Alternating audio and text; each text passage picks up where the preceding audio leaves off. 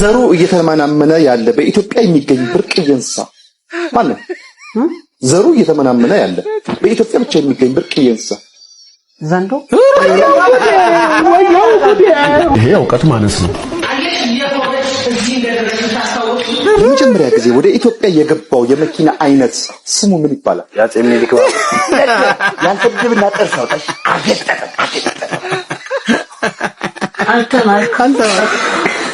ዩኒስኮ ዋና መስሪያ ቤቱ የት ነው የሚገኘው? ዩኒስኮ ታውቂያለሽ? ቅርስ የሚመዘግቡት ማለት ነው። ዩኒስኮ ማለት በየሀገሩ 4 ኪሎ ለምን ማጥምጣት ነው? አለማወቃችሁ በጣም በዝቷል። አሁን የኢትዮጵያ ፌደራል ፖሊስ ዋና ተጠሪነቱ ለማን ነው? ኢትዮጵያ ፌደራል ፖሊስ ዋና ተጠሪነቱ ጠቅላይ ሚኒስትር። ጥንት አባቶቻችን እሳትን የሚፈጥሩ ድንጋይና ድንጋይ እያጋጩ ነበር። አሁን ትንሽ ጠጋ በሉልኝና አጋጭቼ እሳት ፈጥሬ ፋኖሴላ እንዴት ነው የድድብ ብዛት የድድብ ክምችት እንዴት ነው? እንዴት አያጋጋያችሁት? ግን ይሄን ቪዲዮ ፈታ ሰን ያደርጋላ እንዴ? ከምር መልሰውት ነው እንደዚህ እንዴ ተመልሷል?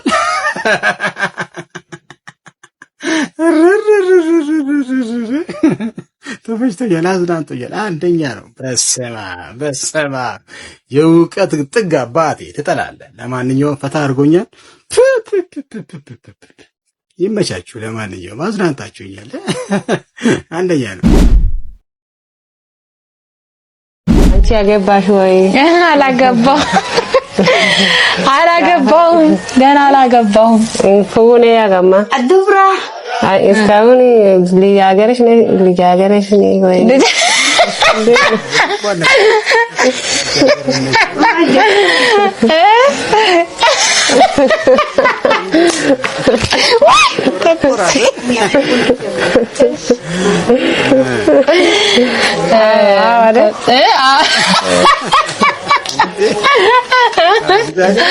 አላገባሁኝም።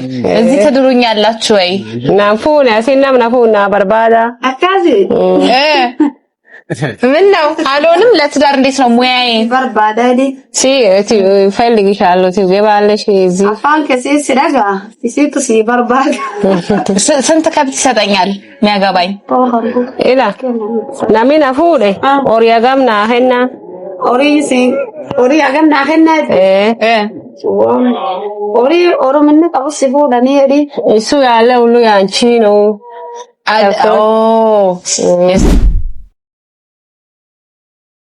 ይሄን ምስል በጥንቃቄ እንድትሰሙኝ ይፈልጋሉ። እኔ ህገወጥነትን አላበረታታም። ህገወጥነት ትክክል ነው ብዬ አላስብም። ኮምፕሮማይዝ በመደራረግ ግን አምናለሁ። አንድ ነገር ትክክል ያልሆነ አንዱ ሲተው አንዱ ሲያደርግ በሚለው ነገር አምናለሁ። ህግ ማስከበር ስትሪክት ነገር ነው፣ እሱም ይገባኛል።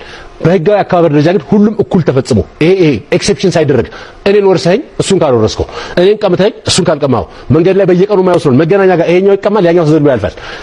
ህገ ወጦች የሚባሉት መንገድ ላይ የሚሸጡ ሰዎች ናቸው። ይሄንን ተመልከቱልኝ። የጨረታ ማስታወቂያ ከህገ ወጦች የተወረሰ አቮካዶ 35 ብር፣ ፓፓያ 30 ብር፣ የጠላት ገንዘብ፣ የፈረንጅ ማንጎ 50 ብር፣ ማንጎ 30 ብር ቢሸጥ መሆኑን እናስታውቃለን።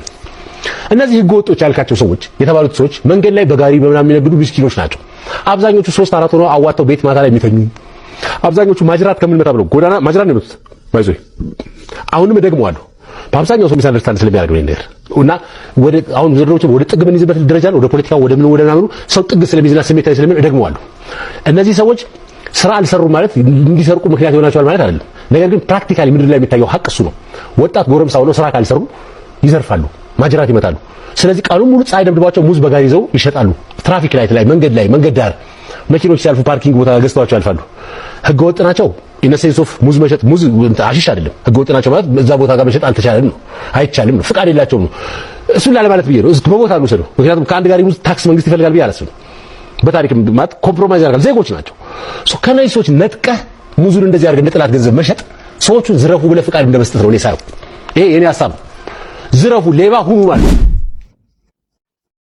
እኔም በሰሜ ባሪያው ሐሳብ እስማማለሁ። እናንተም እንደምትስማሙ እርግጠኛ ነኝ ማለት ነው። ህገወጥ ንግድ የተባለ ሰው እየተሰቃየ ነው ያለው። እንግዲህ ምን እንደሚሻል አላውቅም። የሰሜ ባሪያው ግን ሐሳብ እኔን አስማምቶኛል። እናንተንም እንደሚያስማማችሁ እርግጠኛ ነኝ ማለት ነው። ሰሜ ትመቸኛለህ። ረጅም ብዙ ሰዎች የሚያስቡትን ለመሆን የሚያስቡትን ለማሳካት ብዙ ርቀት ሲጓዙ ሰምታችሁ ሊሆን ይችላል። የዛሬው ግን የተለየ ነው። ይህ ሰው ማይክል ፋሮ ዱፕራዶ ይባላል። ሰይጣንን ለመምሰል ከልጅነቱ ጀምሮ ሐሳብና ፍላጎት ነበረው። ለዚህም ለከፍተኛ ፍላጎቱ ሲል ምላሱን አሰንጥቋል፣ አፍንጫዎችን አስቆርጧል፣ ጆሮቹን ሙሉ በሙሉ አስቆርጧቸዋል። በጣም በሚገርማችሁ ሁኔታ እጅግ አደገኛ የሆነውን የአይን ንቅሳት ጭምር በማድረግ የአይኖቹን ከለር ቀይሯል። የቆዳውን ቀለም ወደ ጥቁርነት ለማስቀየር ብዙ አይነት ሰርጀሪዎችን አልፏል። በዚህ ሁሉ ዋጋ ውስጥ አልፎ ሰይጣንን መስያለሁ ብሏል። ነገር ግን ይቀርኛል፣ አሁንም ቢሆን ሰይጣንን ለመምሰል መሄድ ያለብኝን ርቀት ሄዳለሁ ይላል። ጥርሶቹን ሙሉ በሙሉ ወደ ብር ጥርስነት ቀይሯል። ቀንድ ለማስተከል ሞክሯል። አስቡት እንግዲህ ሰይጣንን መጥፎ ነገርን ለመምሰል ሰው የዚህ ያህል ዋጋ ከከፈለ ጥሩ ሰው ለመሆን መልካም ሰው ለመሆን እኮ ብዙ ዋጋ ያስከፍላል። ልክ ነሽ አቤል። ዋው ልክ ነህ አቤል። ጥሩ ሰውና መልካም ሰው ለመሆን ብዙ ዋጋ እኮ ያስከፍላል። አሪፍ መልእክት ያለው ቪዲዮ ነው ጋብዣችሁ የተመለስኩ።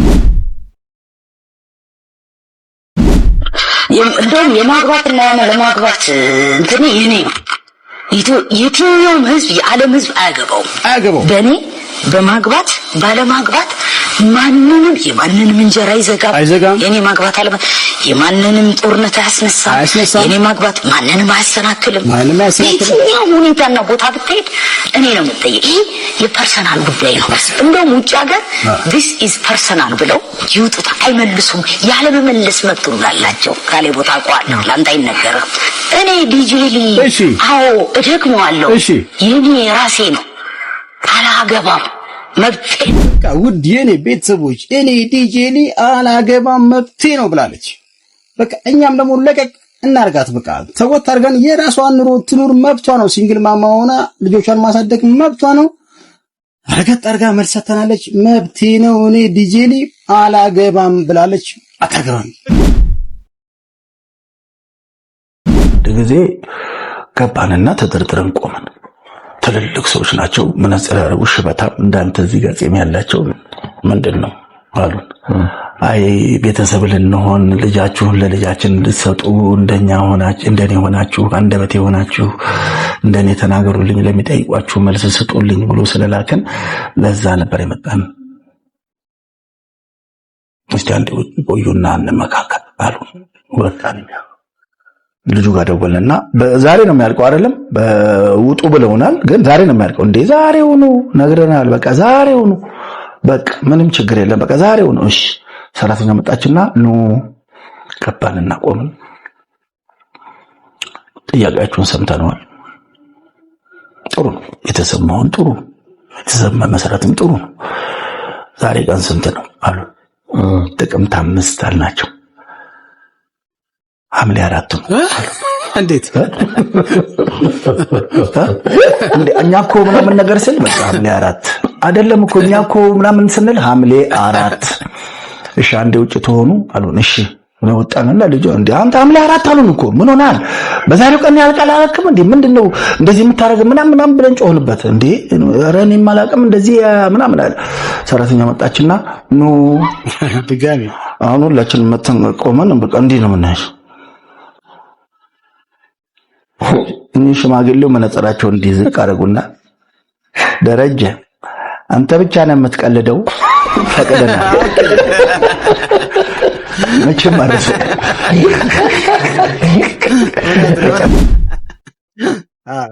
እውነት እንዴ ደሬ አንተ ብቻ እንዴ የምትፎግረው እንዴ? ፋዘርዬ መፎገር መብታቸው ነው። እንግዲህ ደረጀ እንግዲህ ሽምግልና ላይ የገጠመውን ገጠመኝ ነው ለእናንተ አካፍዬ የመጣሁት ማለት ነው። ኮሜዲያን ደረጀ ያልሄደበት ሽምግልና የለም ብሏል እንግዲህ በአንድ ኢንተርቪው ላይ። ከዛ መካከል ላይ እንግዲህ ዘና ፈታ ያደረገኝን ገጠመኙ ነው ለእናንተ አካፍዬ የመጣሁት ማለት ነው። ያዝናናል አልገጠመኙ ሽምግልናው ገጠመኝ። ደረጀ አንተ ብቻ ነው የምትፎግረው፣ እኛም አንዳንዴ እንፎግር ብሎታል ፋዘርየው። ለማንኛውም ፈታ ዘና አድርጎኛል። የሽምግልናው ገጠመኝ ይህን ይመስላል ማለት ነው። ዘና እንዳላችሁበት እርግጠኛ ነኝ። ይመቻችሁ። እንዴት ነው ነገሩ? ነይ ግዴለሽም አብረን እናድጋለን፣ በቃ ዋና እኔ ራእይ አለኝ ህልም አለኝ ምናምን ብለህ ሰው እንዴት ነው አብረን ማኖር የምትችለው እንዴ? ዋናው ፍቅሩ ነው ብለህ ፍቅሩ የቤት ኪራይ ይከፍላል ጋሽ ፍቅሩ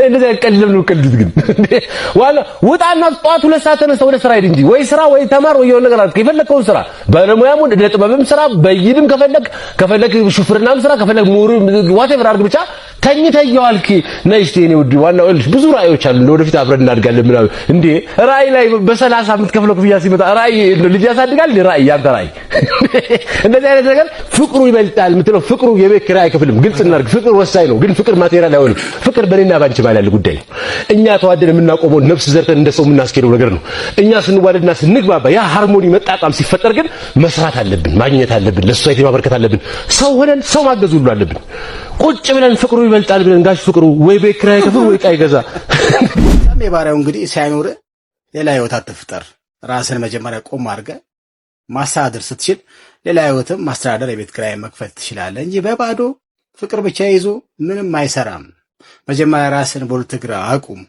ለሌላ ሰው ትረፍና ከዛ ህይወት ተመሰርታለህ ብሎ የታዘበውን ትዝብት ቁጭ አድርጎልን መጥቷል ማለት ነው አብዛኛው እኮ ፍቺ የምናየው እኮ ራሳቸው ሳይችሉ መጀመሪያ ፍቅር ብሎ ገብተው ከ6 ወር በኋላ ሁለቱም ይለያዩና እሱም እናቱ ጋር እሷም እናቷ ጋር ይመላለሳሉ ማለት ስለዚህ መጀመሪያ ራሳችንን ቆም ስናደርግ ነው ህይወት መመስረት ያለብን ብሎ የታዘበውን ትዝብት አካፍሎ መጥቷል ማለት ነው ሰሜ ባሪያው